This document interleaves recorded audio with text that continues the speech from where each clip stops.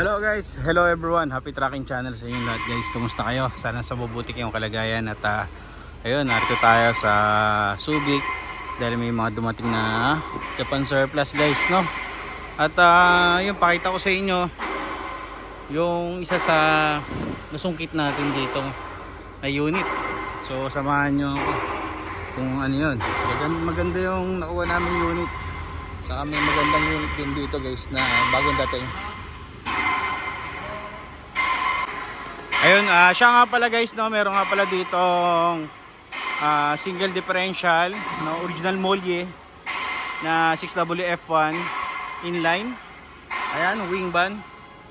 Alam nyo, no, napaka-indiman yun ng mga inline. Ayan, ito kahit hindi mo, alam nyo, kahit ganito itsura niya, napaka-indiman pa rin siya, no. Ang importante, magandang chassis, magandang kondisyon ng makina. Tignan natin to guys kung magustuhan nyo. Siya nga pa lang, alam ko ang presyo nito is nasa around 2.250 million daw eh, no? So syempre ako pag alam ko, pag mga single dapat mga nasa 2.1 lang.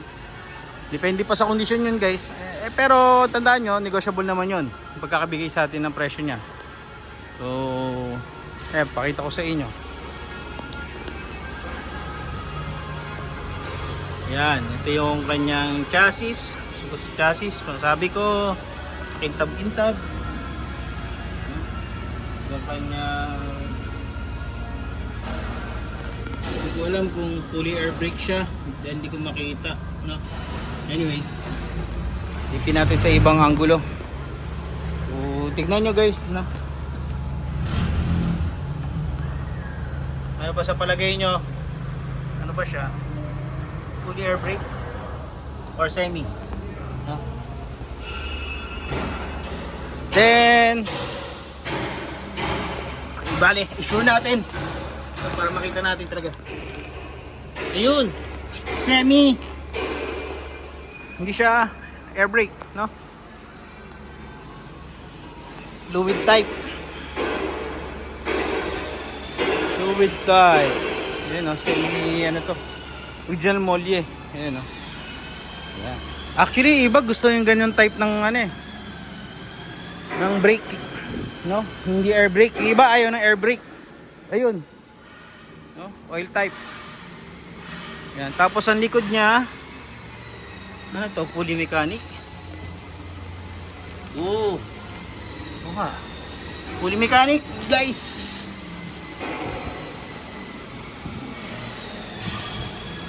So, sure natin. Tapos ito yung body, no? Full mechanical.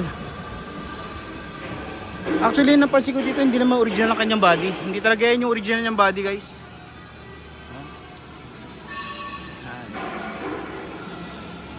Iikot pa tayo. So meron kasi dumating dito double deck. Maaari siguro inilipat muna, no, sa ibang yarda.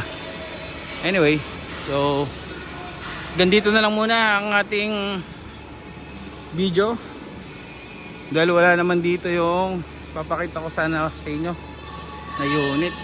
Ganda, oh, CRDI guys.